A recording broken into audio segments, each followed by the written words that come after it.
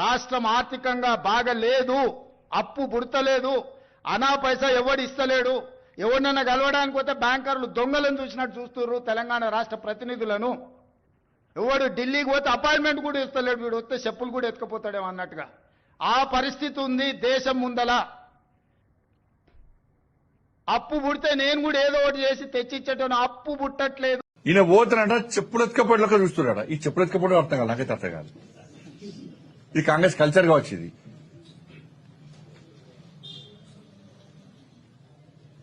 ఇప్పుడు చెప్పులు ఎత్తుకపోవడం మీద చర్చ జరుగుతుంది. ఇప్పుడు ఇక జరగాల కూడా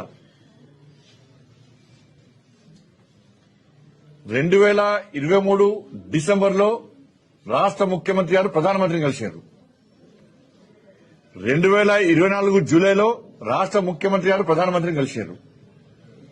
మొన్న ఫిబ్రవరి 2025 లో కూడా రాష్ట్ర ముఖ్యమంత్రి గారు ప్రధానమంత్రి గారు కలిశారు.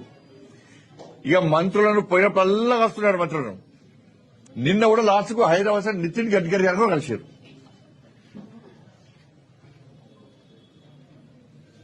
ఎప్పుడు మీకు అపాయింట్మెంట్ ఇవ్వలే, ఎప్పుడు మీతో మాట్లాడలేదు.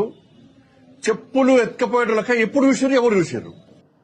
ఢిల్లీకి పోతే అపాయింట్మెంట్లు ఇస్తలేరు, చెప్పులు ఎత్తుకపోతారేమో అని చెప్పి కలుస్తలేరు అన్నాడు. అమ్మతోడు చెప్తున్నా ఈ మాట. నేను ఎవరు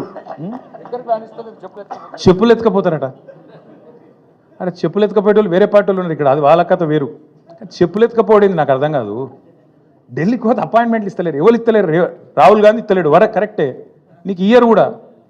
ఎట్లా ఇస్తారు? నీకు తెలిసిపోయింది నీ కథ అంతా. ఇయ్యరు. ఈ కొత్తగా ఎవరైనా సుట్టపోడు కొత్తగా వస్తేనేమో మర్యాద ఇస్తారు ఎవరైనా సరే, 4 రోజులు ఉంటుంది మర్యాద. ఇక కానీ నువ్వు వచ్చేదేమో ఢిల్లీకి నీ పని మీద వస్తావు. మీ మూటలు మోసుకపోయేందుకు 42, 43 సార్లు పోతుంది ఇప్పటికీ. అందులోనట ఈయన ఎకానమీ క్లాస్లో పోతుండట.